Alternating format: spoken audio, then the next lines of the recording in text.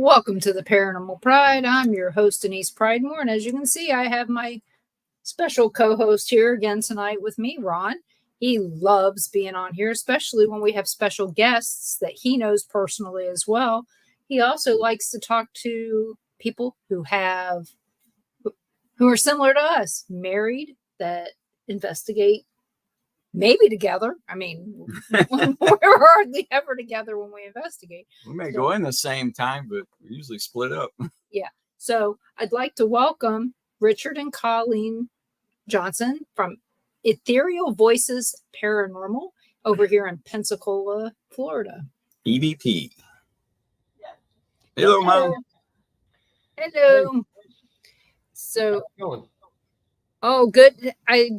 So we all spent some time together on Saturday at Deep South Paracomic-Con in Ozark, Alabama.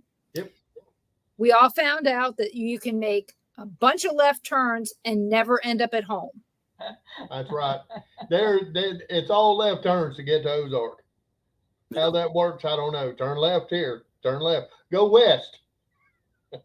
Yeah, go Susan, yeah, Mike. or go south to go north. Yeah. I mean, coming home, we had to go north to go south, and I was like, That's what I was telling him. It said go north. I don't know. It said now turn left and go south, and we're like, we just went north. I think some guy that did the directions is just lost, and he finally found where he was going. I think they were laughing. Let's see how many people will go this way.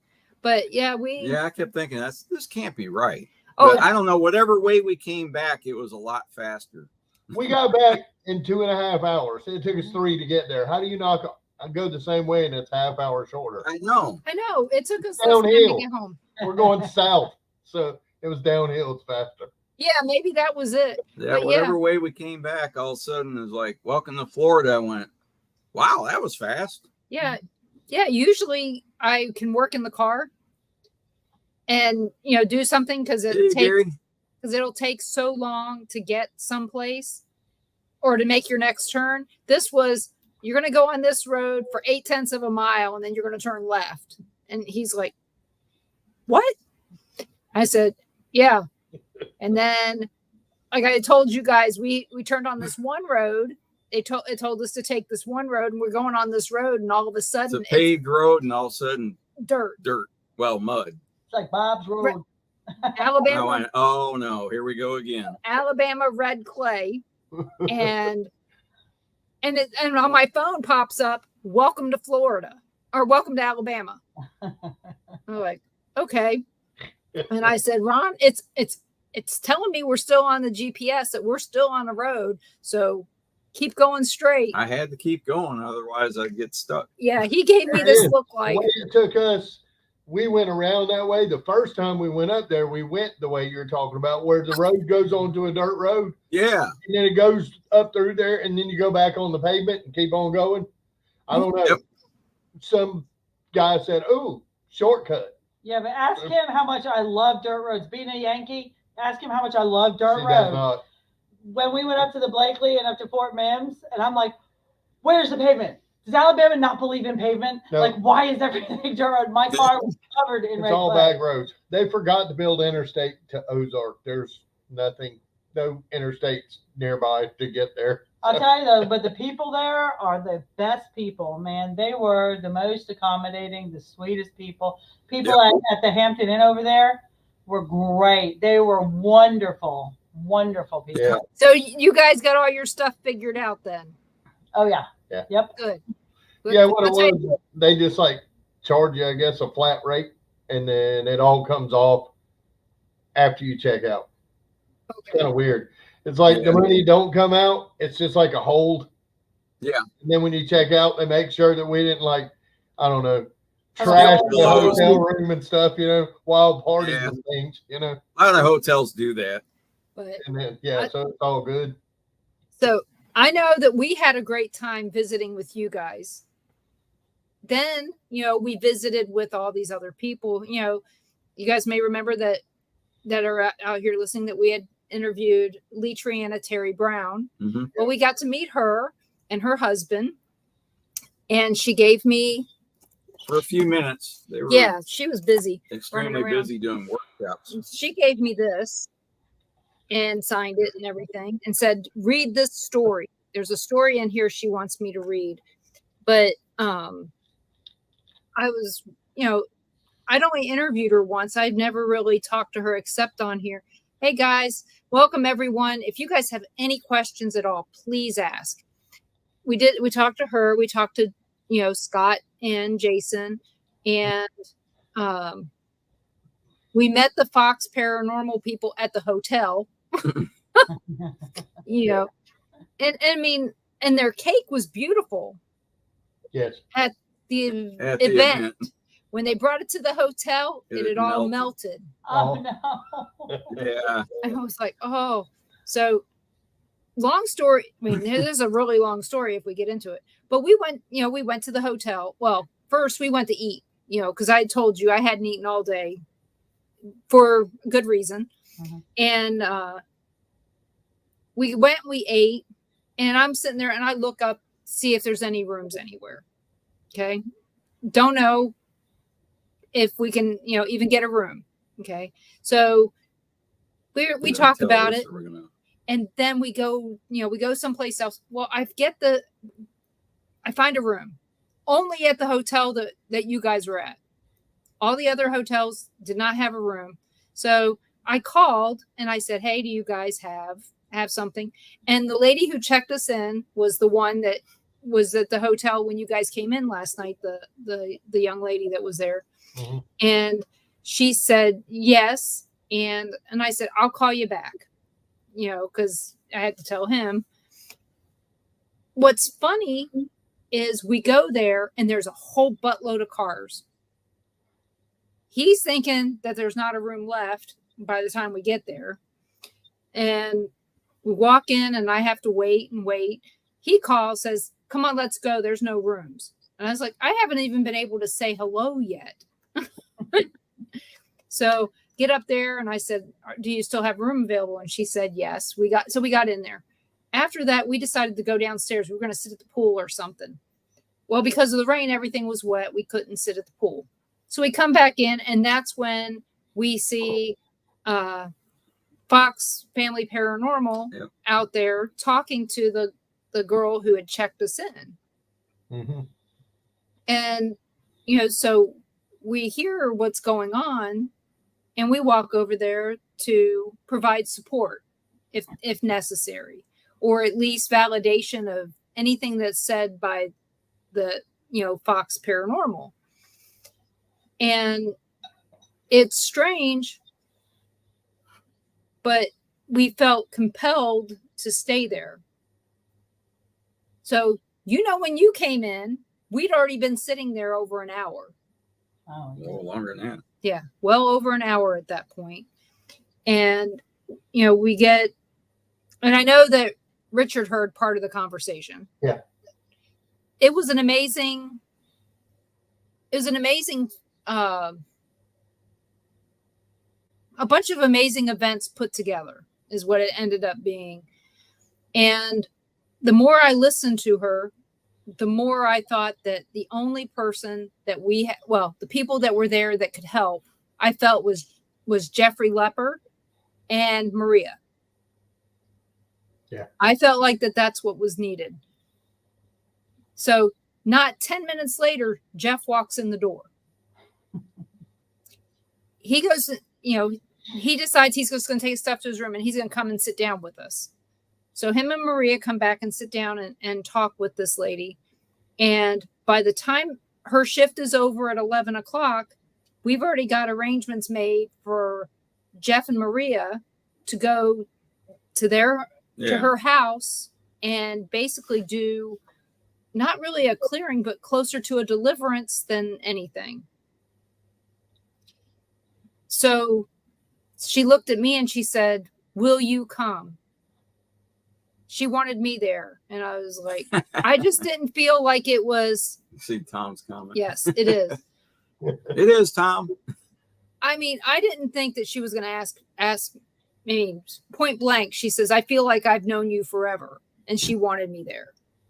So we all got up and you saw us. We left in that morning and we went over there. We hadn't slept all night because we didn't get in our room until 3 o'clock in the morning. That's another story. But, we went over there and it was an amazing time with Jeff and Maria. And her family is beautiful. Her children were so well behaved. And they were smiling when we left. She said she'd finally gotten some sleep the night before, and she felt positive about everything. So I haven't heard anything negative today, but I will tell you, it was really funny. We get there, and Jeff and Maria are there talking to them already. She's holding her 5-year-old daughter. Her 5-year-old daughter doesn't talk to people. She's not nonverbal. She just doesn't like strangers. I walk over and I say hi to her and she starts talking to me. And her mother's like, she doesn't talk to me. Within 5 minutes, the kid's in my, wanting me to hold her and she's wanting me to cuddle her. And she's holding me so tight that I thought my head was going to pop off. So a lot of the time that, Ron was listening more to Jeff and Maria, and I'm busy with the 3 kids, kind of talking to them and playing, whatever to keep them distracted. But I tell you, I never dreamt that I was supposed to be in Ozark on Saturday. Everything happens for a reason. Yeah. I mean, yes. There's no coincidences. We'll get there. So, let's start with some questions about you guys. Oh, I know. We're just prepping. So we're going to start with, how did you guys get involved in the paranormal? I was first. You was first? I was first. No, when I was a kid, I had some experiences. So, and I don't know, for some reason, like, little kids most of the time are scared of the things that bump in the night and all that. But to me, it was just interesting. I've always been interested in ghosts. I like, scary movies, horror movies when I was growing up, and anything to do with ghosts.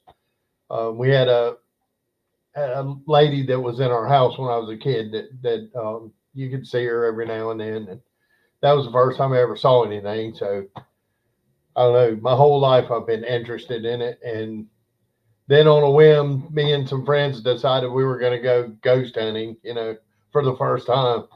And after that, I was hooked. I was like, yeah, whatever, we're going ghost hunting, But how old were you then when you went for your first ghost hunt? 19, maybe 20. Oh, okay. On the first, going, looking. Yep. And it, when you get that first EVP and I'm the only person that was recording, I was the only person there who's talking, it's exciting. It is exciting. And I got hooked. And after that, it was just like, here it is, 27. I've been, I don't know, 29, 39. I've been doing it longer than that, I guess. How old are you, old man? 56. Jesus, God. No, old. You qualify for your senior citizen coffee at McDonald's. Yeah. Surprise. Math was involved in the show. I know you didn't know that. Hey, we didn't sign a release for Math. A lot longer. I mean, but officially, I started the first group. The first group that I had was Bon Secure Paranormal Investigations, and I don't remember how old I was. I was in my 30s, I guess, when I officially just said, okay, I'm doing this. And I've been going ever since. 27 years going consecutively. And then met her, she pulled me over here to Florida from Alabama because she told me I'm not moving to Alabama. Come here where the roads are paved. Yeah. And there's no state tax. And at first she was, she was a little bit, I don't know, I'll have the cookies in the car while y'all are looking for ghosts. And then little bit by little bit, now I can't keep her out of it. She's right there with me the whole, you know. Oh, really? Oh, we're together, you know. We Now there's good reason for that. So when I was growing up, I was one of those, I was afraid of the dark.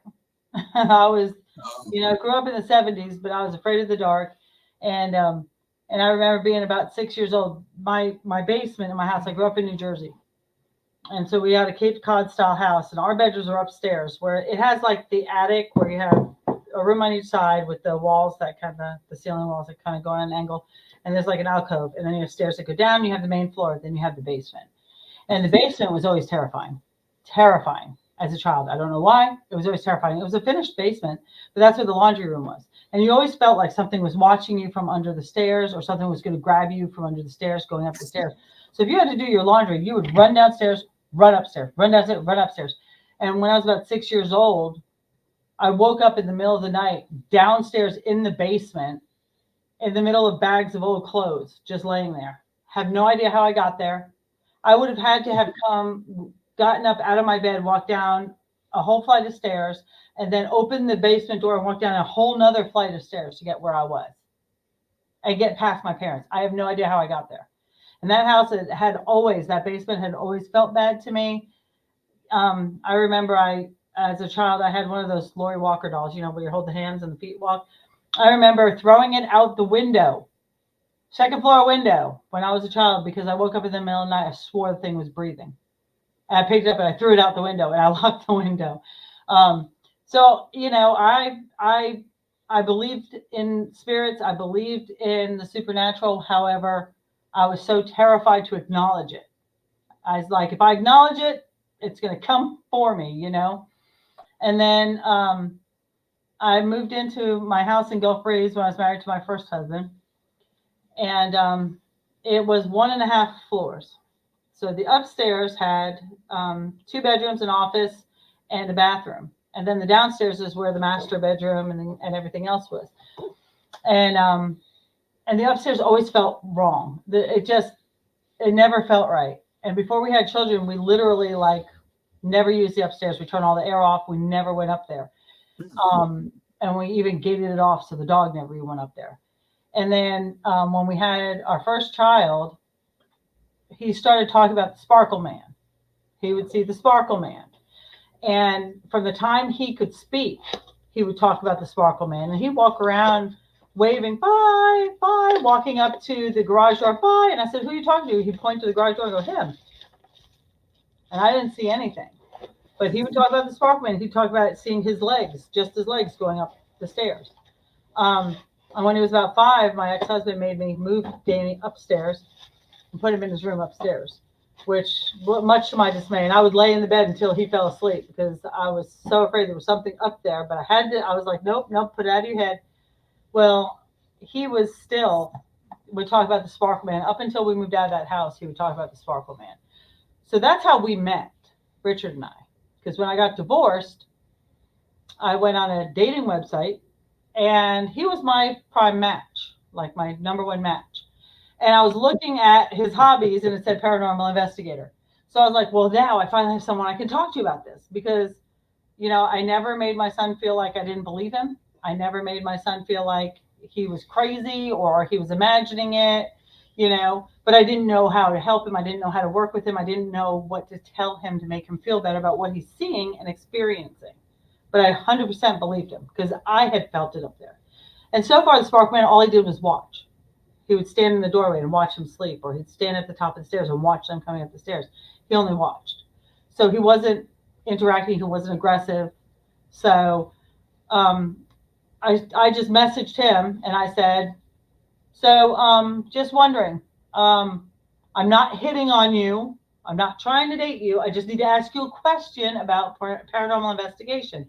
And I literally asked him, so I just want to know, did something happen in your childhood that got you into this? Because I'm just wondering, because this is what's going on with my son, and I'm not sure what to do about it. And that night we talked for 7 hours on the phone. We had to keep plugging our phones in. It was back when you had flip phones. We had to keep plugging our phones in. And then the next night we talked for 5 hours. And then after that, the rest was history. Well, he was going and he was doing investigations and with other groups and everything. And at one point I work at the hospital. And I had gotten off work early, and he was with a group that was filming. They were on WJTC 44 for 2 years, and they were filming close to where my office was. So I called him. I said, "Do you mind if I come and watch you film?" And he's like, "Yeah, that's fine." I was like, "I don't want to be on film. I just want to, come and watch." And as soon as I got there, activity went crazy. It went absolutely crazy, and it just seems like when we're together, the activity picks up. And so we found that when we investigate together is when we have the most activity. Even before we investigated together, when we first met, he kept getting vertigo really bad. He would just get the spins. He would just get dizzy to the point of being sick. We couldn't figure out why. And he would have deja vu all the time, to the point where he'd be like, stand there, he'd say, a red car is about to go by, and a red car would go by, like that precise. And we spoke to a friend of ours who's a psychic, and she was saying that we have spent many lifetimes together. We have been together in other lifetimes, and that all this will stop when we're married, because that's what we're meant to do. We're soulmates. We're meant to be together. And when we got married, it stopped. He still will see, we'll see spirits together and stuff like that, and we still are stronger together than apart. But the deja vu stopped. But that's why we started investigating together. After that incident, when we realized that together, we were able to pick up more, we were able to get more EVPs, we were able to have more activity.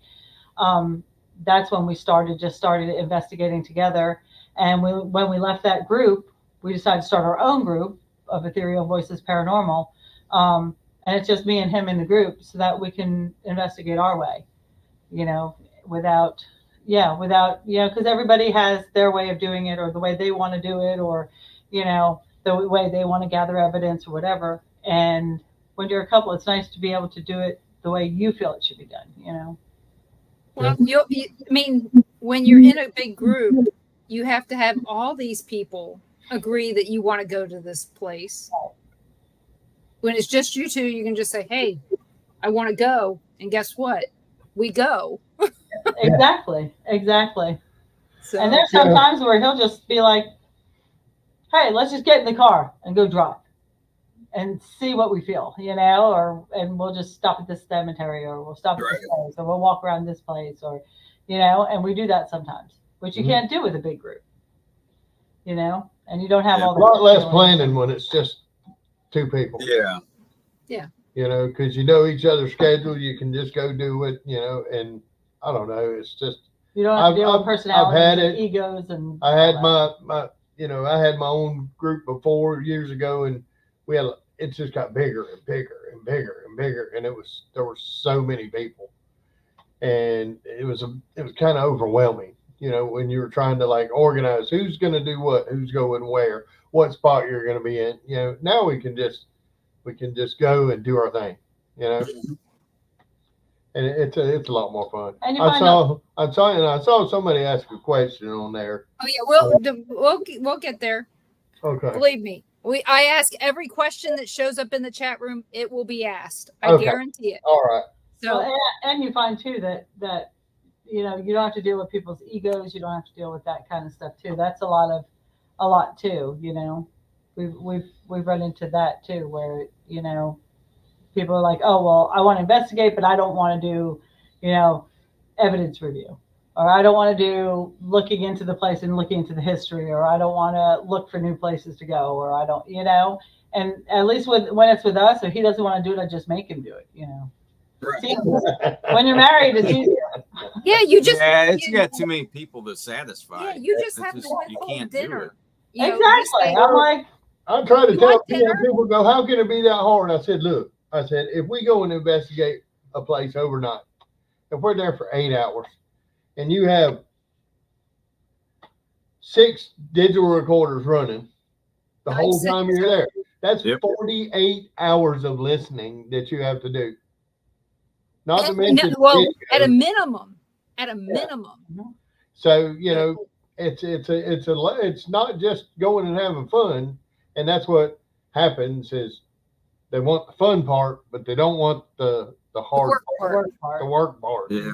So, I mean, when it's just me and her, we can sit on the couch and just listen and, hey, see if you hear what I hear. And, it just makes it easier. It is. It's a lot easier as a couple than it is with a group. Yeah. And I get it. And like I said, math is involved in every paranormal show. I can't stress that enough. We're always doing something where we're calculating in our heads. So, so you guys started creating equipment. Why did you start creating equipment? Well, I think, okay, a lot of places, when you go investigate some of these houses and stuff, it's an old house. Say it's, an antebellum home. And you bring in this hunk of plastic and set it on the table in there. Okay. The spirit looks at that and what is that? I like to create stuff that's more rustic looking, more antique-y looking like this. More vintage. Make REM pods and stuff that look more something that would attract them. Different things. A doll, a toy from that era, because a lot of places that, and I know most people go like us, we love historical places. We like the older history of places. So that's where we go. And so I try to build equipment that has a look to it that would attract it kind of serves two purposes. It's a trigger object and it's also equipment to, like a REM pod or a music box or something like that. Like music boxes, I like to build them out of wood so that they look like a little jewelry box or something that they would come up and touch. So, that's the way I like to build stuff, or I just build it to look creepy too. I told him I want him to try making some music boxes, out of tin boxes to get that little tinny sound, from like the 17 and 1800s music boxes. I would like to hear that. That would be great. I think the music box, when I first saw those, I thought I could see those working in almost any place that was created, probably built before the 1970s and less. Mm-hmm. Because they still like I had one of those little wooden paper jewelry boxes where you twisted it and you had the ballerina. Little ballerina in there, or the little fairy, or whatever it was, because I had a few of those over time. I could see those being very, very interesting. And so Tom asked, does your equipment have a better volume than the conventional equipment? Oh, turn that one on. That one's just good. Oh, that one's just good. Yeah, they're no. Oh. Yeah, the ones that I build are louder. The music box is louder. The music boxes that I build, you can hear it. If you put it on one side of the house and you're in a complete other end of the house, when it goes off, you hear it. And my REM pods are loud. Can y'all hear it? Yeah, I could hear it at the convention there. Yeah, and it was loud in there. You could hear it easy. Yeah, I can hear them going across the hallway over there. So, they are a bit louder. It also depends on what medium you're using for the box. Like he made one out of a skeletal hand, and that one's a little more quiet, just because the skeletal hand is thicker than the wooden boxes. But there's some of them that, like, if it doesn't make enough so you can really hear it, I'll put some holes in it to make it a little bit louder. Because, you should be able to hear it. If you have it, if you're doing a 2-story house and you put something upstairs and you're downstairs, you should be able to hear it if you're downstairs. Mm-hmm. If something sets it off, then you'll know, oh, something's going on up there, and you can go to it. But like the regular normal REM pods that you buy, they're not, you've heard them, they're not very loud. Yeah. So I like them to be a little bit louder so you can hear it wherever you're at. Yeah, What that's is like the music box we use, like when we use it in Richard's Dar House in Mobile, for instance.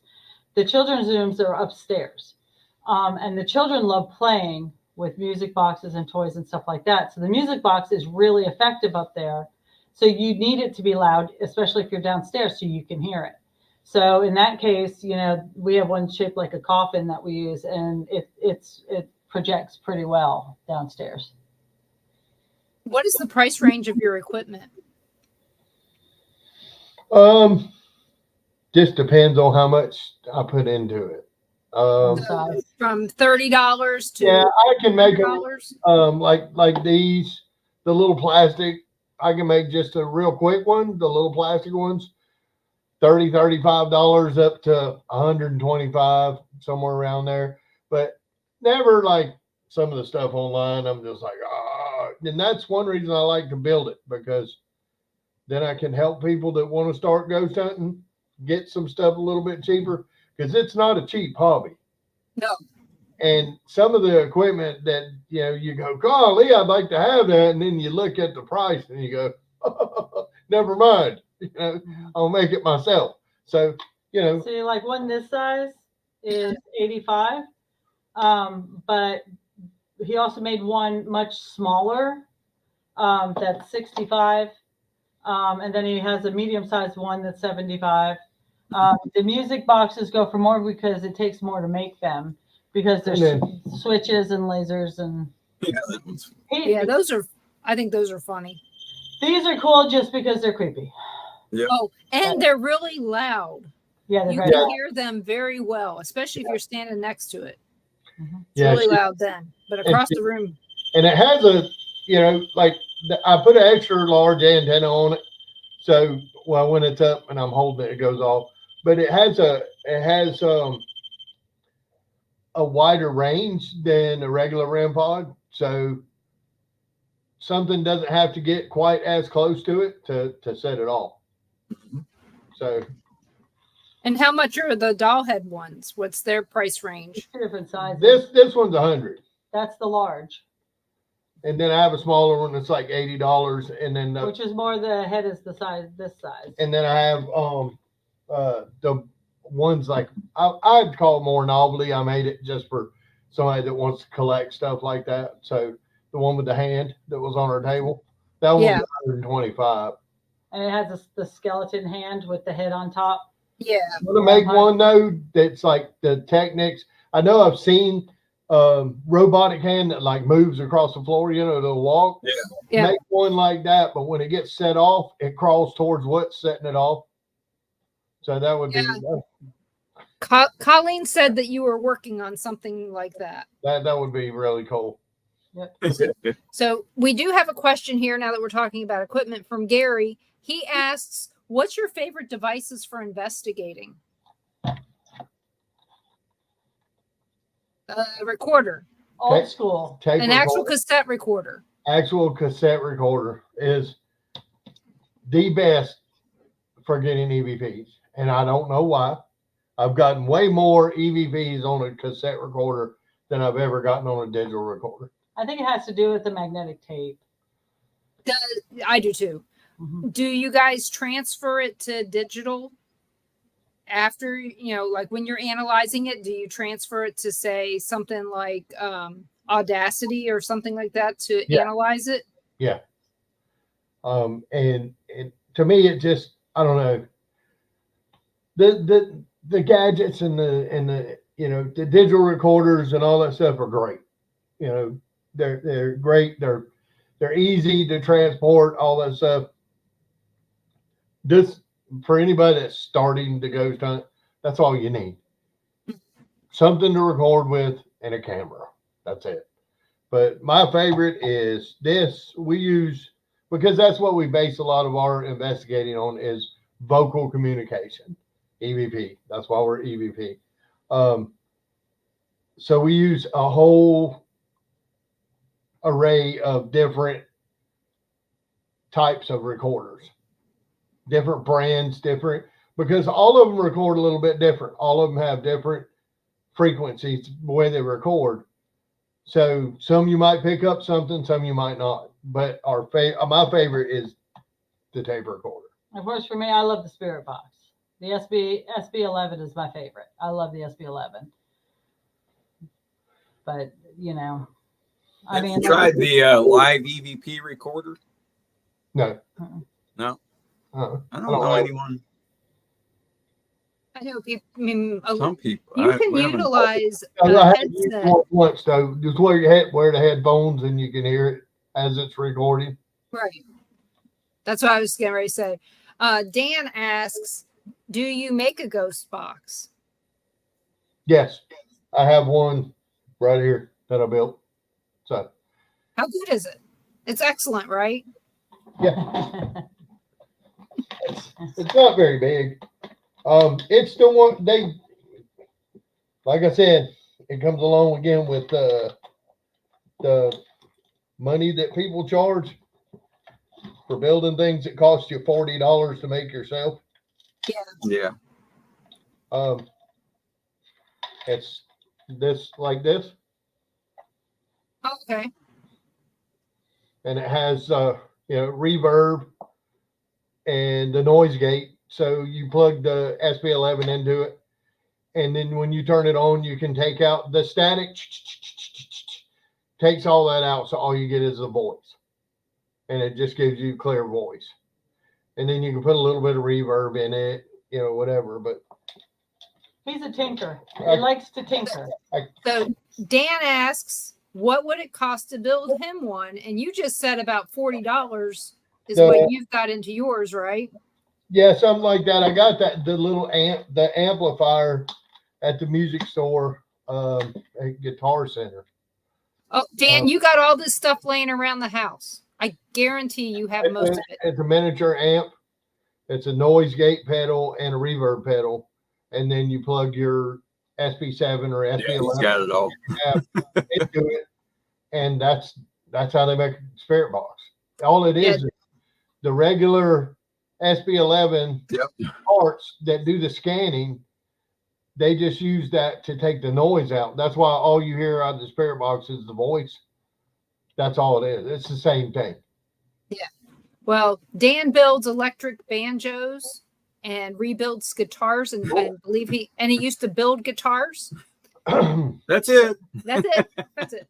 I mean, he's made guitars for some famous people, and he owns some famous people's guitars. Yeah, he's got all that stuff. All of it. Awesome.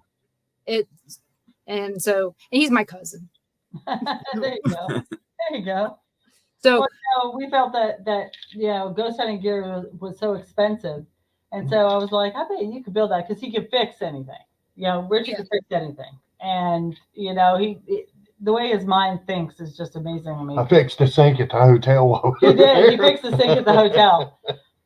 I hate to say this, but I fix the toilet almost everywhere I go.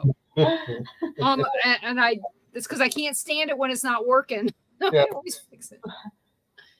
He wants to know how it goes together. Oh, so Dan's asking, how does it go together? So he's saying in sequence. Is it hard to get the stuff together is it hard to put the puzzle together? No. Mm-hmm. If you have the Spirit Box, if you have an SB7 or SB11, it goes from Spirit Box to noise gate, out of noise gate to reverb, out of reverb into the amp. So your ghost box basically is an add-on to SB7 or SB11. Yes. So and okay, you see the little wood boxes that everybody builds? It's a little wood. It's a wood box. Same parts. That's what's in it. But it's all inside the box with the little knobs poking out, so you can turn the knobs on the outside. But it's all inside. It's the same parts. It's noise gate to reduce the static, the white noise. And but others are built like the Geoport, Frank's box, things like that are built a little different. It's not like a scanning tool. It's more of a vocal thing. But I ain't that smart. Okay, it's good to know that we're not in the. Well, I guess we are in the the presence of a genius for ghost equipment, but it's not all ghost equipment. So Dan asked, so the box is the tow truck driver job. Register Australia?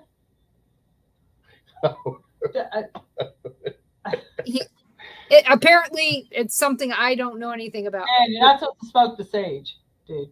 So, so Tom says, how do you feel about using sound frequency to attract spirits? I have used a noise generator. I can't say if it really works or not. It seemed like a really, really low frequency did help a little bit. Just that noise, you could barely hear it, but you could tell it was. You can hear it real good on the recorders. But I've been with people that use like noise generators and stuff like that, and it helps, or a white noise generator. But the only thing is like when you're listening to your recorders, if you have a white noise generator going, that you hear it the whole time. And y'all know how it is. Even if you're in a house and you have a recorder going and the air conditioning's on, you hear that. It's really loud. So imagine that white noise generator running. And that's all it is pure white noise. And then having to listen to that for 10 hours. But I think there are cases that it does help because they use the white noise to talk. So especially places like at the forts, we investigate a lot of forts. So at the forts, it would be good because the forts don't they don't have air conditioning. They don't have any other outside interference as far as noise goes. So something like that would be helpful to them because they don't have that normally to be able to communicate through. So Dan restated what he was trying to say. He said, so the box is the driver. Yeah, the box is the driver, and then it routes through both pedals and then into the amp. So you go from the box through the pedals and then into the amp. And then you have to have the power source for it to make it all portable. If you're doing in houses or whatever, you can probably just use the regular plugs that plug into outlets to plug in the pedals. But I use rechargeable phone batteries, the batteries like you use to charge your cell phone, the battery packs. I have two of those hooked together, and that's how I power everything. So it's all self-contained, it's all portable, so you don't have rechargeable. Yeah. So Dan asks, you make the box. If he's talking about the SB7 and the SB11 box, you buy those, right? Yeah. And then the other stuff you put together.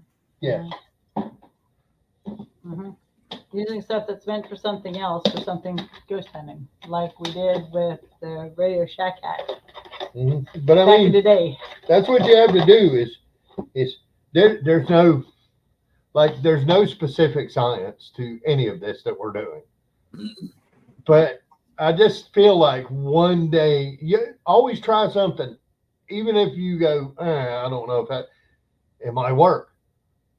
Always try something because you never know what's going to work. You might combine two different devices together and hit that magic spot that's, wow, voices start coming through or you're able to communicate. Because I think one day somebody's going to find that right frequency. Because EVPs, they're not talking on our frequency. No. So when you get an EVP, you don't hear it with your ears, but you hear it when you play it back. One day somebody's going to figure out how to actually listen in that frequency range, wherever it is, and then it's going to be insane. So, try everything. Tune into that dimension all the time. But the box I use this. It's a PSP. Could you use a shack hack in place of that? Yeah, you can run any spirit. This one, that's why I like this one, because you can run you can use SBox, SB7, SB11, shack hack, anything that has an audio out on it, like where you plug headphones in. And you just run from your headphone jack into the box. So you can use old cell phones that have different possible apps on them. Yeah. Because the new cell phones don't have those audio jacks. Everything's Yeah, Bluetooth. I was very upset about that. Yeah. So, but yeah, if it has a headphone jack on it, you can use it. And I'm actually trying to tinker with. I found a little analog TV, little black and white TV. It's like a little portable pocket TV. Yeah, we have one. Yeah. And of course, there's no analog stations anymore. So when you turn it on and you scan through the channels, it just keeps scanning because it doesn't receive anymore because everything's gone to digital. So I'm trying to figure out a way. I want to find a way that I can hook a camera to it, and when we go investigate, turn it on and have that camera film that screen with it scanning through while we're talking and see if it picks up anything. Actually, I talked to somebody who created something like that back in Kansas City. So, because we talked about it because I had said something along those lines. We were at He said he was working on it. No, he got it done. Yeah, it's like Well, he was working on it at the time. Yeah. Yeah, ITC. That's what they do with a lot of ITC stuff is film a TV screen, and then after you're done, you go back and frame by frame by frame. And if you look online, some of the pictures that come off of these TV screens, it's unbelievable.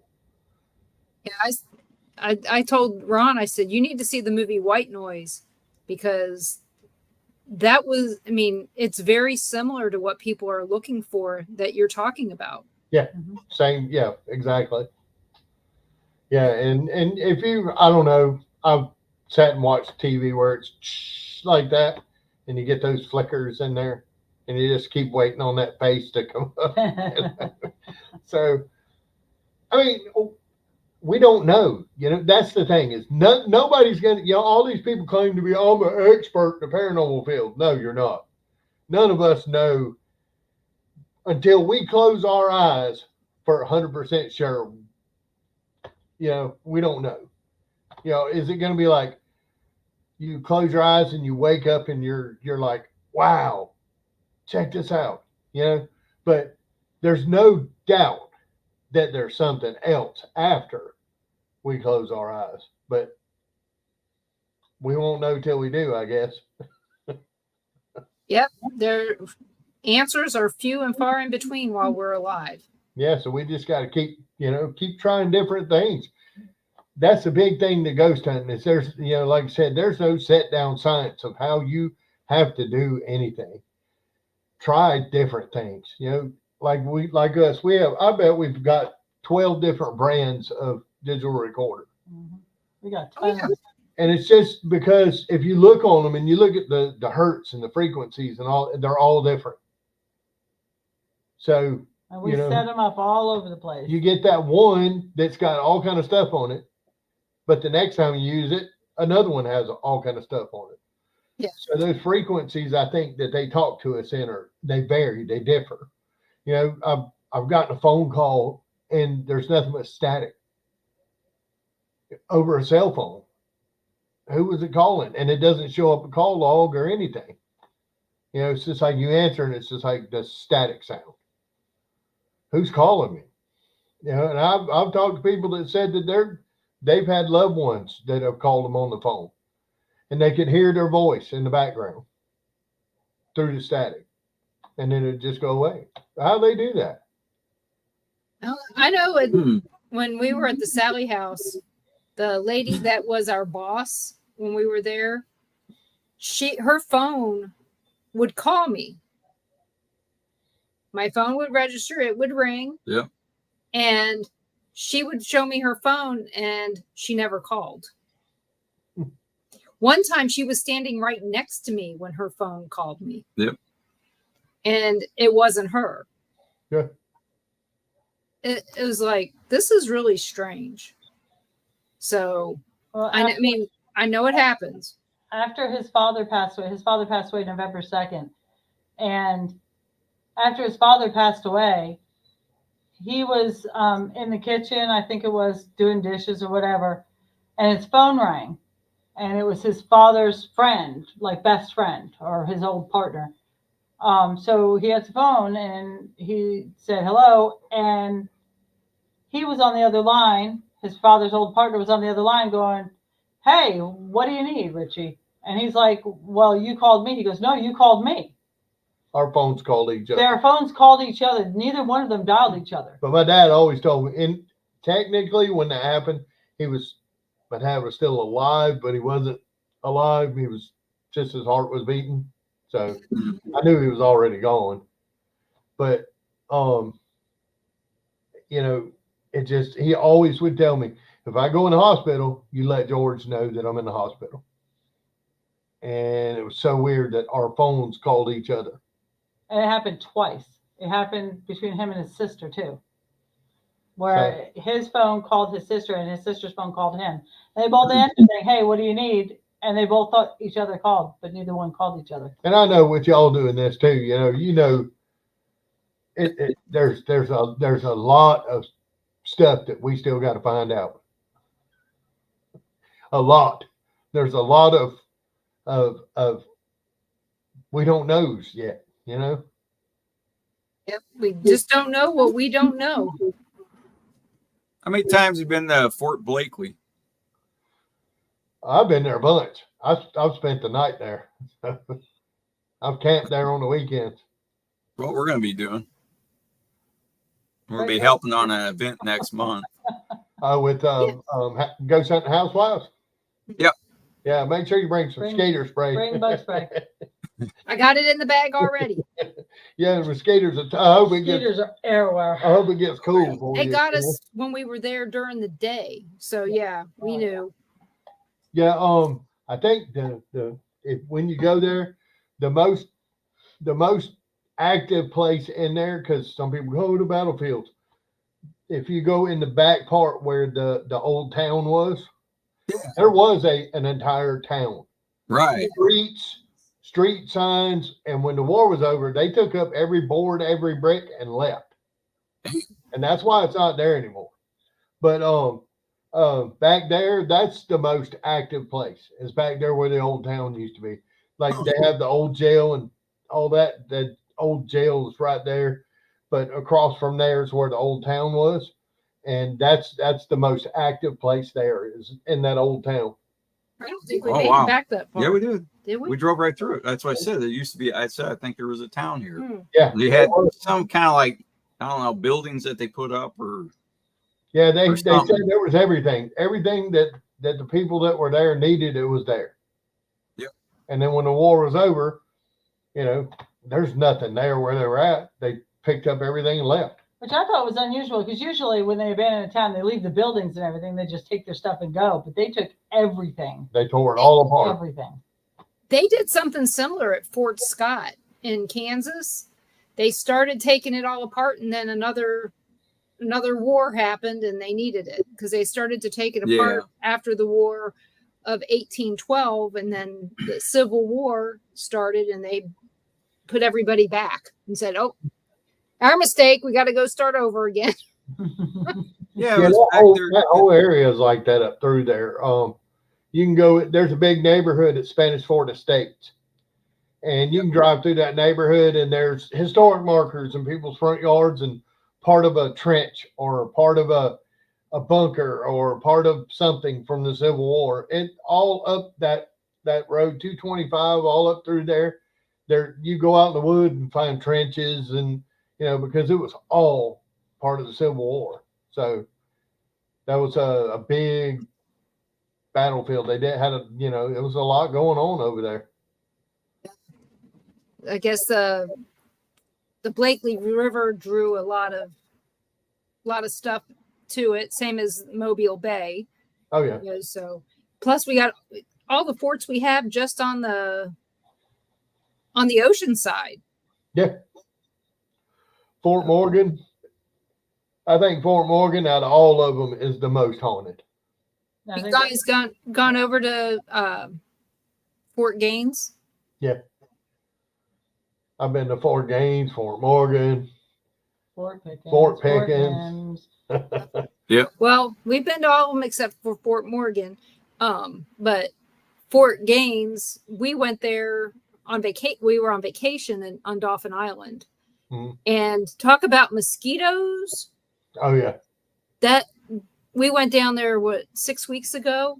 Yeah. And yeah, as far as activity, it was horrible. Didn't seem to get much. We didn't get much activity. I saw a few things, but it was nothing remarkable that says, hey, I need to go back to Fort Gaines right away. Fort Morgan is insane. Fort Morgan is stupid haunted.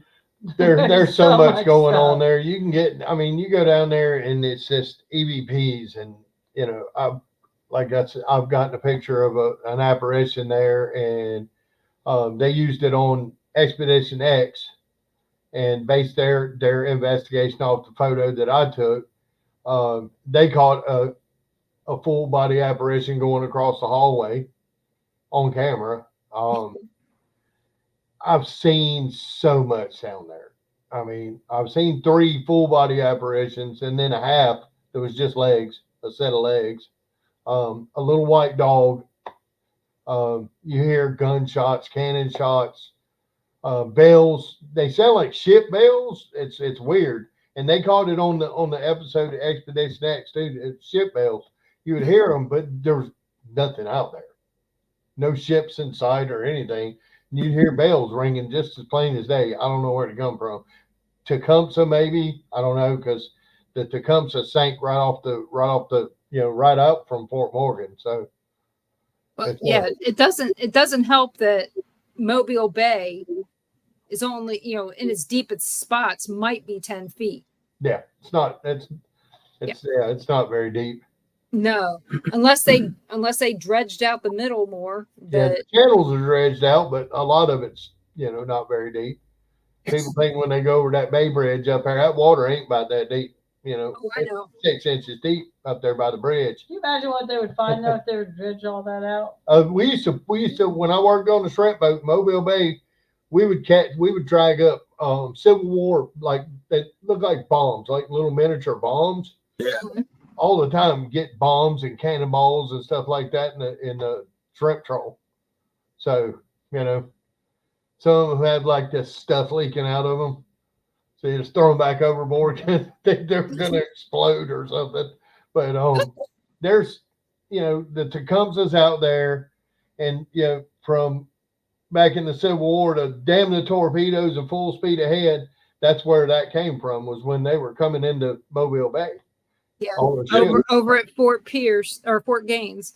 So yeah. I remembered that we were talking to, when we went to Fort Gaines, we got in there, and I was talking to one of the ladies at the gift shop, and she said, she goes, we don't talk about that stuff here.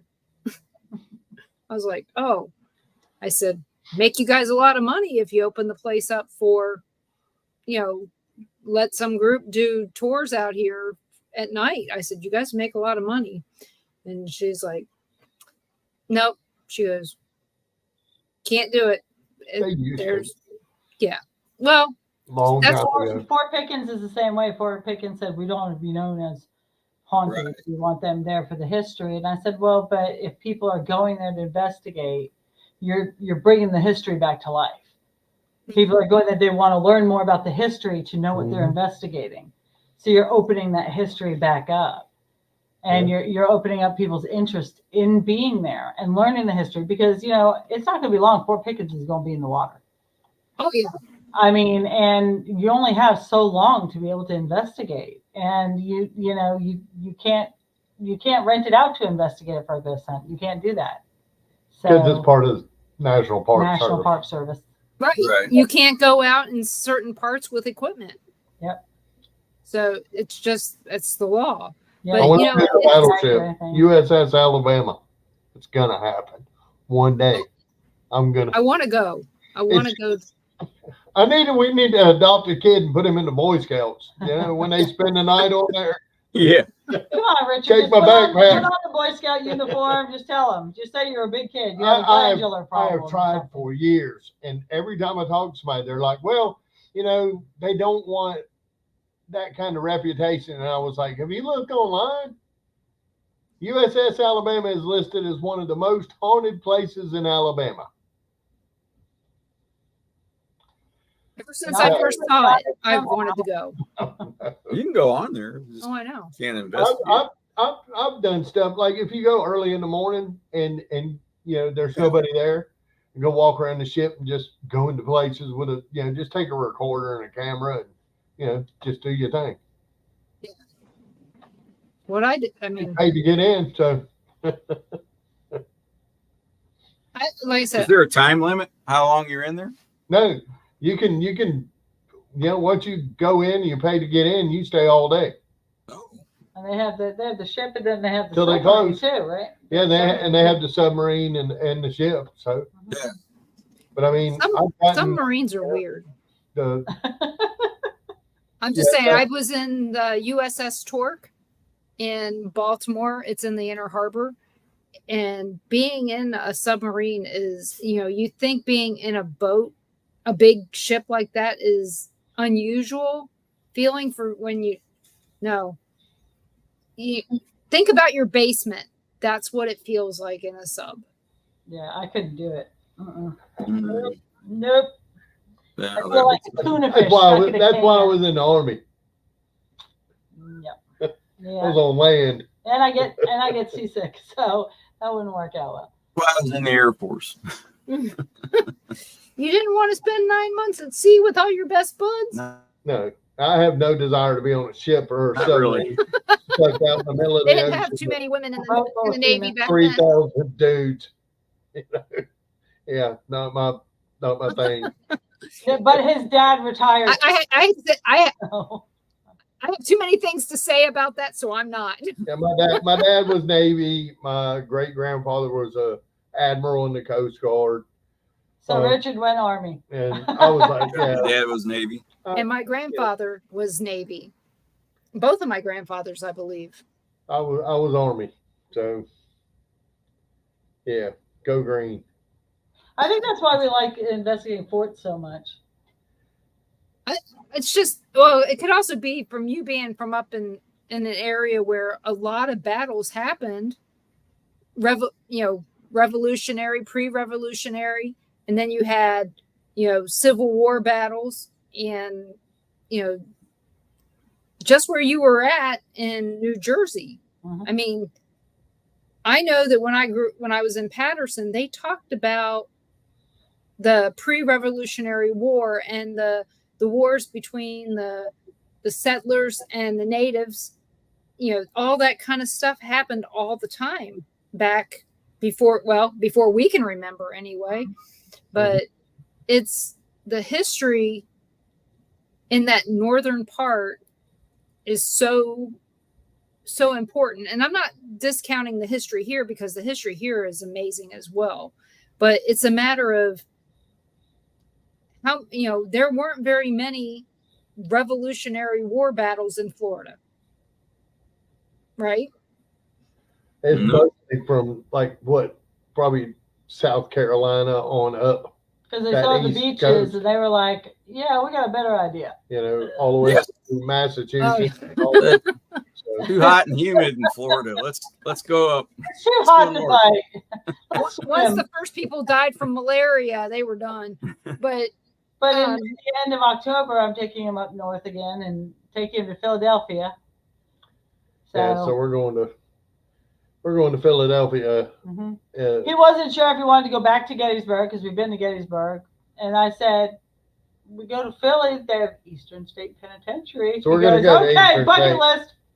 We're going to go to Eastern State and kind of and Fort Mifflin. Go through we there gotta go to Fort Mifflin and go see Fort Mifflin. We love forts. So and then the Liberty Bell. You gotta see the Liberty Bell. I mean, I went every year in school. We're going to go. We're going to go to the New Jersey Para-Unity Conference up there and check that out. And I got to get October? Philly cheesesteak. And the good tasty cakes. Mm-hmm. Got to get the crimpets that are filled. I'm sorry. Yeah. They're the best. The OGs, the good ones. My sister used to send me the funny bones down from the Drake's cakes, the funny bones down from New Jersey. yeah. Now they sell them here, but back then, back in the olden days, they didn't have Well, it down here. they don't sell all the tasty cakes They here, No. but I mean, I grew up with those. Oh, and you got to get I mean, it's going to be off season, but the snowballs, Mm-hmm. you know, Yep. those were good with egg custard and marshmallow and What's that thing you always got? That egg cream or something? Egg cream and egg cream. Egg cream. I had no idea. I said, what are you talking about? What is the I world said of we gotta egg go to the cream? chocolate shop and get an egg cream. yep, you got to do that. But Last time we went up, I took him to New York City, and I think we got pizza in every pizza place in New York. Tried all the different pizzas and, you know, and looked at all those, the ridiculousness of New York City. There's no way. I'm too country to live in New York City. He almost got run over. 42nd and Broadway. He's standing in the middle of the street going, wow. And I'm like, get out of the road. You're a speed bump. I Boom, just- get out of the road. Yeah, This is they're what not we gonna don't stop. care. yeah, I couldn't live somewhere where you only see the sun when it's straight up in the air. Yeah. After that, it disappears. Everything's shade. The streets are all wet. I just no. No, no way. when I was growing up, the first time I went to New York City, we were in a convertible, and there were seatbelts were not required. But I remember laying back in the back seat of the car like this and going, "The buildings are falling on us." You know, It's such a mind craze when you're looking up. I don't want to say what I was thinking. When you're looking up at the buildings, or you're standing at the base of the Statue of Liberty and looking up at it, I swear it feels like they're gonna fall on you. It's crazy. But it does. As you land in Newark and you get off the plane, I'm sick I feel sick to my stomach for at least a day just from the air quality and the smog compared to being here in Florida. Because there's so many people. And I mean, I was born in Manhattan. I was born in Lenox Hill Hospital in Manhattan. I lived in Waldwick, New Jersey until I was 18 or actually until I was 20 and moved down here. So, you know, I mean, I've actually now lived down here longer than I lived up there. It's a good Yeah, place to be. I just wish we had, like, I don't think it's fair. They should have split it up because, like, all the ghost hunting people up north, they have all the closed asylums and abandoned prisons and all this stuff. And we don't have any. Right. Well, you know, More if crime, we wait long enough, we will. more crazy people. Down here, they just, oh, that's just an old building. Knock it down. You know? Well, down here, you accept your crazy people just as part of the family. Up think- there, we locked them away. Yeah, that's right. Here we parade ours around and show them off. You know, we never Yep. locked them up. It was just Like it's 4th of July. Bring Jed out of the attic. Let's Yeah. give a beer. See what happens. yeah. Welcome Uh, to South. Yeah. Place, I think the biggest place that I've been to that's even near, well, it's not even near, it's Waverly Hills. And yeah, I couldn't imagine. Can you imagine being a paranormal investigator in New York? I mean, that would be different because I think everybody lives in a high rise. So, you know, but it's still got to be the same. There's still got to be haunted. Oh, There's our some apartment. very, very, very old buildings Yeah. in New York.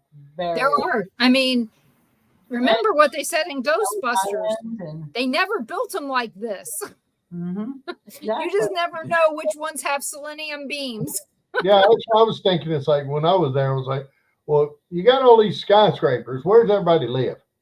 And they were like, in those skyscrapers. Yeah. Some of them They're- aren't for business. They're apartments. You know, Yeah, I it's know. above the business. Yeah. I couldn't do it. I just couldn't do it. No, there's no way. Yeah, everybody's living on top of each other. Even when I lived in New Jersey, we lived in a single family home for part of it, and the other part we lived in a six. It was an apartment building, but it only had 6 apartments in it. And I mean, when I tell people that our bathtub was in the kitchen, they look at me like, "Why?" Well, because it was underneath this board where we used it like counter space in the kitchen.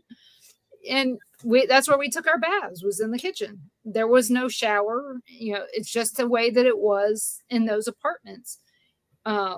but they were old. I mean, these things were built most of them prior to 1920. I mean, I was very fortunate because I grew up. I mean, we moved from Astoria, Queens when I was a year old. My parents bought the house in Waldwick in Bergen County, and I lived in that house from the time I was 1 until I moved out at 18 into an apartment with my ex-husband in Lodi. Lived there for 3 years and moved down here. And when I told him, I was like, no, I lived my whole childhood in this house. And he's like, weird. in the same house? I was like, yeah. We moved Like all from the time I was 1 until I was 18. we I lived moved in all the this time. house. This was my room. This was my house. This was my childhood right here. He's like, wait, but just this house. Like no other house, just as So did I. military. So they moved all over the place. I can remember at least 8 different houses that I lived in from until I was, old enough to move out. How many were haunted? 3 of them, I think. So I couldn't tell you how many houses, Oh, trailers, campers, apartments I had that the I've same, lived grew up in. in the same one. Well, one of our daughters only lived in one house from the age 1 until she got her own apartment at 22. And all Lacey? Leah. Oh, I was to say Lacey. So Lacey, all of our other kids, we lived in 2 different houses. But at this point in time, I lived longer in Kansas than I've lived anywhere in my life. Mm-hmm. I've lived here. I've lived down here. I mean, I lived in Gulf Breeze longer than I lived anywhere in my life. We've only lived in Pensacola for 2 years. Before that, I lived 30 years in Gulf Breeze. Yeah. So, I mean, but the house I lived in Gulf Breeze, we had some activity. Once Richard moved in, I had no activity until Richard moved in. And once he moved in, activity was off the chain. So you brought it with you. they follow me. I don't know. And that was for what? How long did we live in there? 6 years? Together, yeah. 7 I think years? 7 8? years. Something 8 like years, anyway. So we lived there for quite some time together. And before that, no activity. After that, spirit of a little girl jumping on my bed after he went off to work.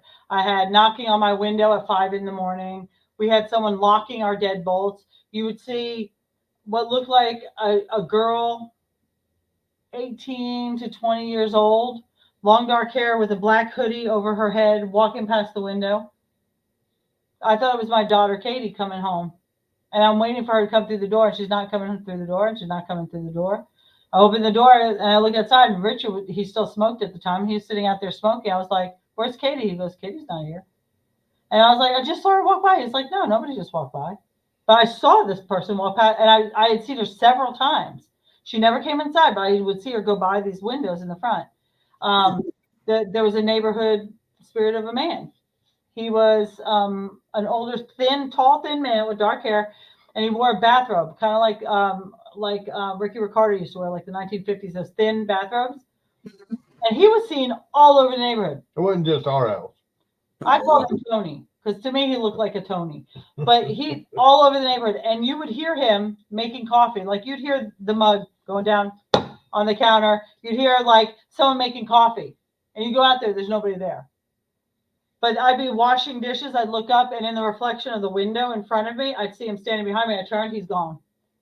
Or he would see him down the end of the hallway, and then he's gone. Yeah. And it's like, he didn't come here, but, when I went and picked up that rocking chair. Yeah, I was going to ask about your haunted object. Yeah, Grandma came with it. So, and I think the girl that was giving it away, I saw it, and I was like, it said free antique rocking chair. So I was like, heck yeah, I'm gonna go get it, And I went and picked it. She was like, take it. Nothing wrong with it. It's well built, solid oak rocking chair.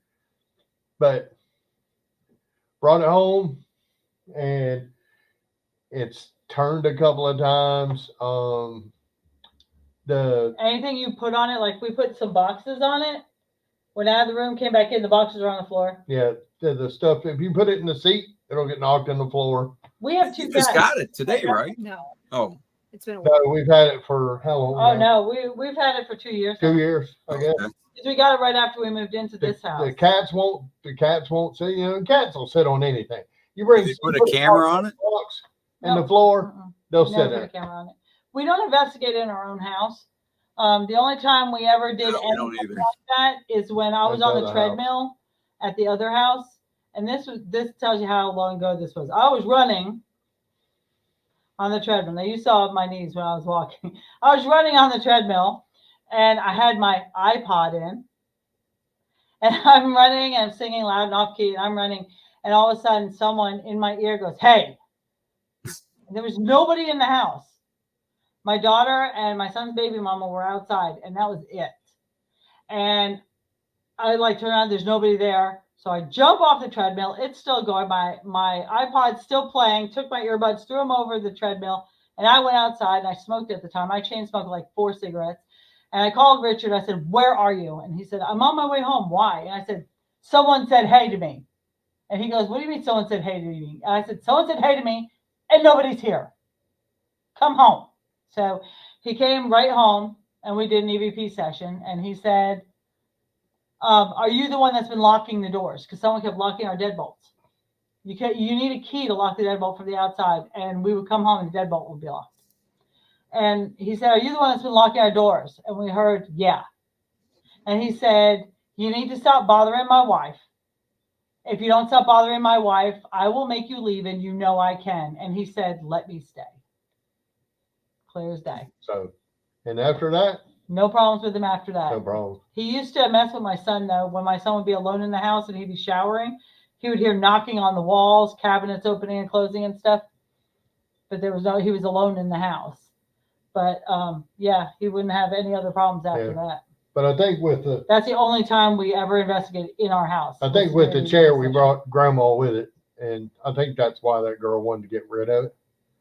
And, but she's been very helpful as long as you respect her. Like if I have to put something on the chair, I'll say, "Grandma, just hold this for a minute."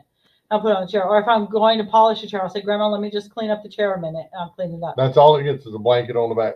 So. But it has to be facing out. It either has to face there, which it's actually turned a little bit. Yeah, it was facing the other way. Or it was facing over here. But it has to face the room. So she likes to see outside. But like when we first got it, it was right after we moved here, and we still had a bunch of stuff packed up. And he takes 3 blood pressure medicines because he's a very stressed out man. And and so because I'm fat. Don't lie. I didn't say it. I'm just saying he takes the blood pressure medicine. And so he could not find his blood pressure medicine anywhere. We looked through all the boxes for the bedroom. We could look through all the boxes for the bathroom, the kitchen. We could not find it anywhere. And I was like, "Well, we'll just have to wait, and we'll just have to talk to the doctor and have him send in some more for you." And he brought this chair home the next day. He brought the chair home, and we polished it up, and we put it in there. And we looked again for the blood pressure medicines, could not find them again. We went to bed. We woke up the next morning, and all 3 bottles of his blood pressure medicine were lined up on my dresser, just in a line. No idea where they came from. Nope, no clue. There they were. It had to be Grandma that put them there. Welcome to our house. Yep, this is Home our of house. chaos. Okay, and then you said you also get phantom smells. Oh yeah, Breakfast.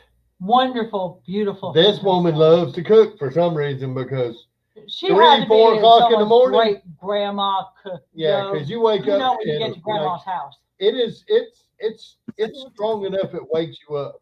It'll wake you up, and it's like this. You're like, "I smell bacon." I just heard a woman laughing. Did you hear a woman laughing? Yeah. Did you guys hear that? I think they froze. No, they're No. still. No, we didn't freeze. We're listening. Yeah, like What else? What else? It sounded like an older woman giggling, like that was weird. when I said smell like old Grandma's Yeah, but house. it's weird. strong. The odor, the smell is strong enough. It wakes you up because like you think, "Oh God, I left the oven on or whatever," and you come in there and there's nothing. But One time it was smell fried chicken. I woke up, it was like 2:15 in the morning, and it smelled like fried chicken, but it wasn't like Southern fried chicken. It was the chicken my mom used to make with Italian breadcrumbs. And And that's what it smelled like. It smelled like chicken made with Italian breadcrumbs. And I came out here, but there's nothing out here. I'm like, what in the It's weird. It's weird. It's all the time. But I mean, it doesn't bother us, I don't guess. So we don't like push the issue. Mhm. You know, it's cool. You can stay. We show her respect and she shows us. You know, whoever's here, as long as we can exist together without any problems, I ain't got no problem with it. You know, doesn't scare me. It doesn't scare her. So, you know, I mean, we think of grandma as being like extra security. yeah. You know, we've got the alarm system, we've got the 2 German shepherds, and we got grandma. Yeah. One way or another, they're going to get the daylight's not scared out of them should they come through your front door. And my dad's been around, you know, several times since he's passed. So, you know, it's what it is. You know, when your family knows that you can speak to people who have passed, when they pass, they sure do make themselves. My dad told me before he died, he said, when I go, I'm going to let you know. He said, if there's something else, I'm going to let you know. And You guys have a black cat? Yep. Okay, good. Because Everybody needs a familiar. And a black German Shepherd right there. Yeah, but the black cat. She sees a black cat. And a cat. Yeah, that's tough. Okay, just making sure I'm seeing a real one. Yeah. Tough and Harley. Got 2 German Shepherds that are laying right behind us because that's where they got to be, you know, right there. Oh yeah, I swear. I tell everybody all the time. You know, go to the doctor and they go, "Are you safe at home?" And it's like, no, I've got 3 cats that are trying to kill me every time I get up. Oh, Harley's favorite thing to do is Harley's our fattest cat. He'll stand on the headboard while he's asleep, and he'll leave his back legs on the headboard and then put his front paws on Richard's head And just stare and stare at him and start meowing at him in the middle of the night. Just wake up. I need food. Yeah, we got that going Yeah, I on. got one. Nothing but treats. Yeah, he got up this morning before it was around 7. Okay, he gets up and he goes to the bathroom, and all you hear is 2 cats going meow meow meow meow, like feed me now. And so he goes and he feeds them and he goes back to bed. You know, because after this weekend we were tired. There's no getting up early today. No. So, but Dan did make a comment. He says his house is haunted. So were a few apartments they lived in Maryland. The thing is his house was built by my great grandmother. He's my mom's cousin, so he's kind of a generation older than me. But yeah, the house there was built by family, and when we go there, you know, I always hear something. A few times I've seen stuff. And I told my mom one time when we went there about seeing this woman there that looked like my Aunt Chris, but my Aunt Chris was still alive, you know, and found out it was my Aunt Pearl, you know, so his house is truly haunted, but it's haunted by loved ones. Yeah. Have you ever noticed that once people find out that you investigate the paranormal, people that have never mentioned to you anything that happens in their house, all of a sudden they're like, oh my God, you got to come to my house. My house is so crazy haunted. And you're like, I've known you for 15 years. You have never said anything to me about your house being haunted. Oh no, 100%. You got to come to my house. It's haunted. Yeah. This has been, and all of a sudden, because it's so taboo to talk about it, because you never know how people are going to react. That's like our landlord is a pastor. And so before we moved in, I had told him, I was like, just so you know, we're paranormal investigators. I'm telling you, I'm letting you know up front. He's like, oh, I'm fine with that. I was like, okay, all right. I'm just Well, they should be. It mentions ghosts and spirits in the Bible. Yep. You know, so, and Gary, the paranormal pastor here, he's truly a pastor. But, you know, my boss went to his high school reunion over the weekend. And this was kind of funny. He said, yeah, he goes, I was talking to people and all of a sudden one of the guys was an HVAC guy, and he was talking about a place that they went. He had to go to this place, and they had all those air conditioners in each room. You know, it was zone controlled. Mhm. And he went and he installed them. And when he was there was a case of old beer, you know, that they don't make anymore. Okay. And, or a 6-pack. And they told him he could keep it. You know, they just gave it to him. And so he took it, he went home. And 2 days later, he gets a call from the owner saying, the air conditioner's not working. It's 90 degrees in one room and it's 60 degrees in another room and it's 80 degrees in another. You got to come out here and you got to fix this. Okay. This is in South Dakota. You know, they're not used to 90 degrees ever, really, I don't think, up there. But your heart. so he goes back. Yeah. So he goes back out there. Yeah. So he goes cool front. He goes back out there and everything's fine when he's there. All the temperatures are fine. He checks everything. Everything's good. He leaves. 2 days later, he gets another call saying, this system's not working. Something's really wrong. You need to get out here and fix this. He goes, we can't operate like this. It's too hot. It's too cold. We got to take care of it. So this place was 4 hours from where he lived. And he drove back out there and he checked it all out. And he laid his tools on a bed up on the top floor. So 2 floors up, laid them there, put them all in the case and stuff and laid them there and then walked around, taking temps and all this, and everything's fine. Nothing's wrong. He gets in the basement and he's checking out the unit down there. And all of a sudden he hears this huge bang 2 floors up. He's the only one in the house. So he goes back up there. His tools are on the ground. He picks them up and he decides he's going to go home. He went home the 4 hours back to get the beer and drive it back. And he put it in the attic and they have not called since. He stole the ghost beer. Yep. Ghost too. He brought back the ghost's beer. So the beer had to stay. So he said it. He goes, yeah, I put it in the attic. So unless somebody renovates the house, they're not going to find it. They're not, nobody's going to come and take it. But yeah, it's been 6 months and he hasn't had to go back. Yeah. He also told them, wait a few days and I'll have to fix your heater. Because they know how to work on that. So, but yeah, my boss sells that beer. Get him another 6-pack. Yeah, my Probably boss. Billy beer. Yeah, it was Billy Beer. What's it? Oh my gosh, was it Billy? Oh God. But the thing is my boss, he says, he goes, I'm sitting here listening to this, and he's going, I wanted to call you.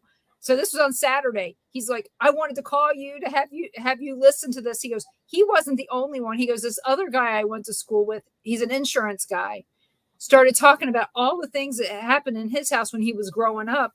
And my boss goes, why didn't you tell us when we were going over there for sleepovers and stuff? Yeah. He's like, it is what it is, So, but I thought it was funny that that's the first thing my boss tells me this afternoon when I told him I went to a paranormal conference over the weekend. And he goes, I was thinking about you and here's why. Oh, shoot. But yeah. At work, everyone's like, how did it go? Did you guys investigate anything while you were there? What happened? Did everybody was so excited about it. And which hospital do you work at? I work at Sacred Heart. Oh, okay. And when I worked at Sacred Heart the first time, this is the second time I've worked at Sacred Heart. I worked at Sacred Heart for 7 years, then I left there and went to Baptist for 5 years, and then I came back to Sacred Heart. And when I worked the first time, I didn't tell anybody about investigating the paranormal because of being a Catholic hospital, you don't know how people are going to react. But, my boss was very, she was very into it. She was very excited about it. She's like, tell me all about it. Like they're very interested in it. So. Yeah, that's where I had my heart surgery, was at Sacred Heart, and my endoscopy. Cardiologists around, top 50 hospitals in America. Well, it's not like there's a lot of, electrophysiologists and good cardiologists here. True. It's hard to get in. It takes 6 months to do anything. Oh yeah. Yeah. Yep. It's true. It's very so. So you have a day job.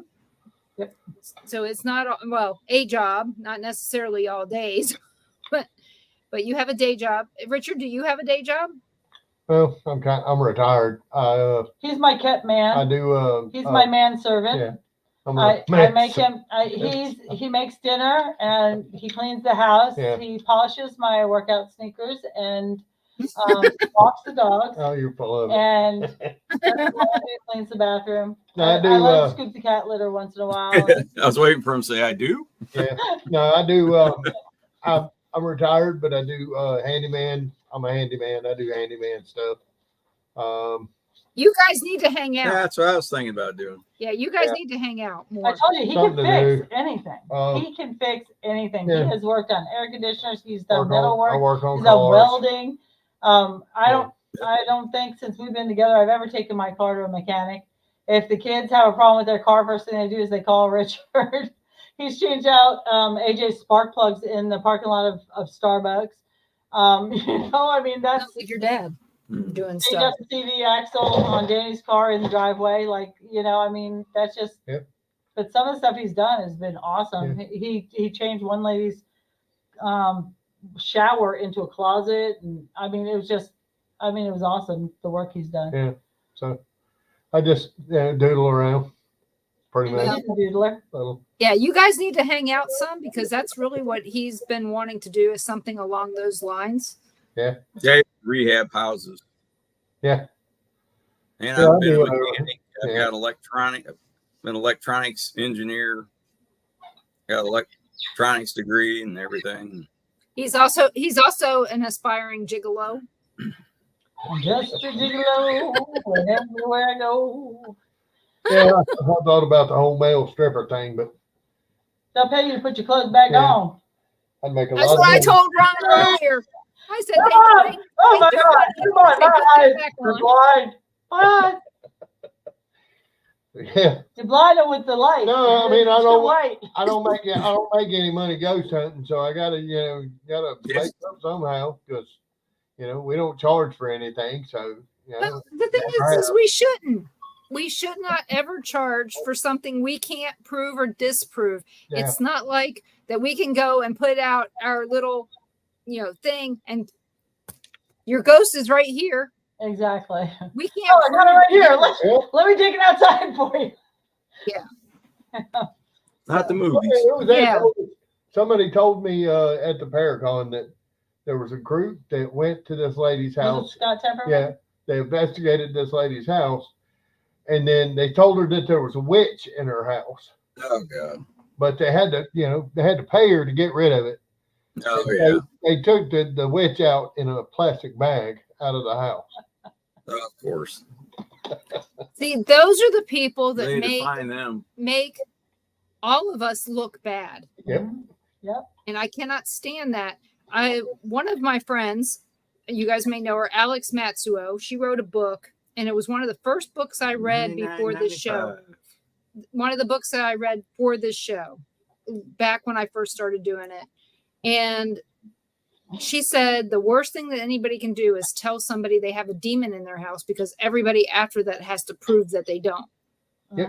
It's true. It's true. Yeah. Because they're not going to believe it if you go in and say, oh, you just got to, that old fart's just a little bit pissed because you didn't put his coffee cup where it's supposed to be. They don't want to hear that. They want to hear about the demon that the first group came in and said you had. Mm-hmm. That's one thing that drives us crazy when people are like, oh, I got scratched and it's 3 marks, so it's got to be demonic. And we're like, think about it. They've been coming up to you like this. Hey, I'm here. Hey, I'm here. Hey, I'm here. Hey, for however long time moves over in their dimension, right? Yeah. And eventually they're going to go, hey, and that's the time when it's going to leave some scratches. And you got to figure when you touch somebody, the 3 fingers always mostly that touch are those 3. You touch with 3 fingers most of the time. That's why there's 3 scratches. It ain't because it's the mark of the Trinity or something like that, like somebody says on TV. So. And we're not saying that that's always the case. You're just saying in most cases. Like you said, most of the time it's pissed off grandpa. True evil and true demonic is very like rare. That. Yeah. Most of the time it's just like, I mean, if they're a jerk in life, they're going to be a jerk in death. If you moved into somebody's house and then they do that to you. No, if you moved into somebody's house, you know, and they're still there and they're like, who the heck is this? You know, yeah, they're going to be mad. I mean, you know, some guy died in his house and then some people moved in and they said, man, there's bad stuff happening like crazy in here. And it's just because he's going, what's going on? This is my house. You know, most of them are like that. I can answer this question. It's the guy that owns Facebook is the demon. So yeah, demons are operating the social media these days. Yeah. So now guess who else is going to be restricted for a few days? Uh-oh. Facebook. I don't care. You know what? I have been shadow banned. That's been the only thing that's ever happened to me, except for one time that I know. I mean, I never got anything saying that I was in Facebook jail. You know, I was shadow banned for a little while there. But yeah, I mean, some of the stuff I posted yesterday was very political on other people's pages, of course. So I'm expecting something to happen that's going to get me in trouble because I commented something political. Yeah, I've never been in Facebook jail, and I've even said like Facebook sucks and all kinds of stuff, but I don't know. I don't know how that happens. And some of the stuff I look at and I'm like, how did you get like, it goes against community standards. And what are the standards of the community? Because, you know, we never know. They never tell us what the standards are. Yeah, because I guess Facebook, you know, they don't go by, you know, freedom of speech. No. They hate it. They go by what might hurt somebody's feelings. Yeah, so we're not going to go there. They just want to. It's just control. Yeah. And nobody's going to control me. I may not be able to say it on Facebook. I may not be able to say it on LinkedIn, but I can say it in person too. And say it on Instagram. We'll just say it on Instagram until I get back on Facebook. Yeah. Some of the posts that I've shared have been changed after she puts them out there. I've noticed some of the stuff lately that if I post something, sometimes it disappears. Yes. Wow, I didn't know they were changing them now too. Wow, that's yeah. But I'm not surprised. Yeah, Rick Wade shared one about that, and I said something about Zuckerberg, and so like I said, I'm expecting it. I'm Little not communist. That's what they like to do. So, but instead of getting political, we probably need to go ahead and get over with the show. Where can everybody find you guys? Well, we're on Facebook. My page or her page, Richard Johnson or Colleen Johnson. We have Ethereal Voices Paranormal. I have a page that's Richard Johnson Paranormal Investigator. We're on Instagram. We're on TikTok. And we have a YouTube channel, Ethereal Voices Paranormal. So you can find us on all of that. Is there any events you guys are planning on doing? You already talked about your vacation. Are there any other events that you guys are going to be part of? Not tentative yet, but we're hoping. Okay. We're looking to see what's around once we get back from Jersey after the holidays. Yeah, it seems like all the Paracons are Ohio, Massachusetts, New York, Pennsylvania, you know. Louisville is probably a long way from Florida. Lexington. Kentucky, Lexington is probably about the closest. Yeah. I got a feeling there's going to be a couple in Nashville, and there was one last year in Gatlinburg. I'd rather investigate than do a Paracon. But again, he says that, and then he had a great time visiting and meeting everybody to find out what else is going on out there. So for us, we're going to on October 26th, we're going to Ashmore Estates.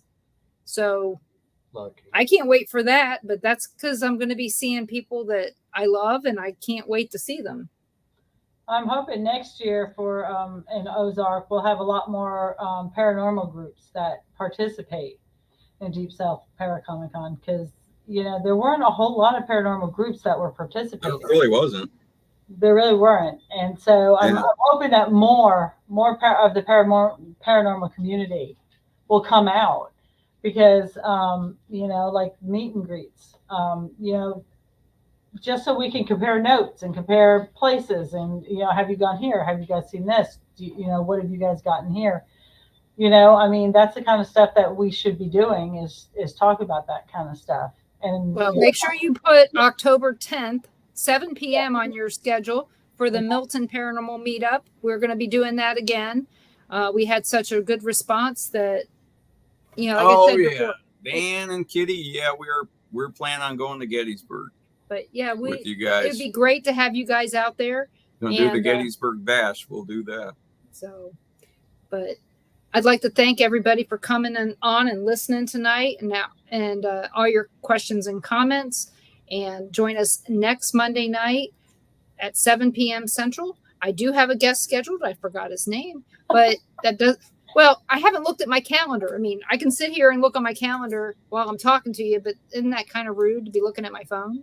So I'm trying to be good. There's definitely going to be someone, though. It'll be somebody really good. So join us here wherever you watched us from. Make sure you join and listen in. Join us tomorrow night at 5 p.m. Central for Paranormal Nation Radio, Not So Normal. And all of these shows can be seen on Paranormal Pride, Facebook page and YouTube page, Born TV, on Rumble. Let's see. Somebody wants to eat. The Temple of Phoenix Rising Entertainment and Things Network.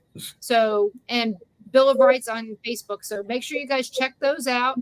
And we have all kinds of shows on all three networks that you're going to find something that you love. So check us out and we'll see you guys soon. Good night. Thanks for having me. Thanks, guys. Thank you so much.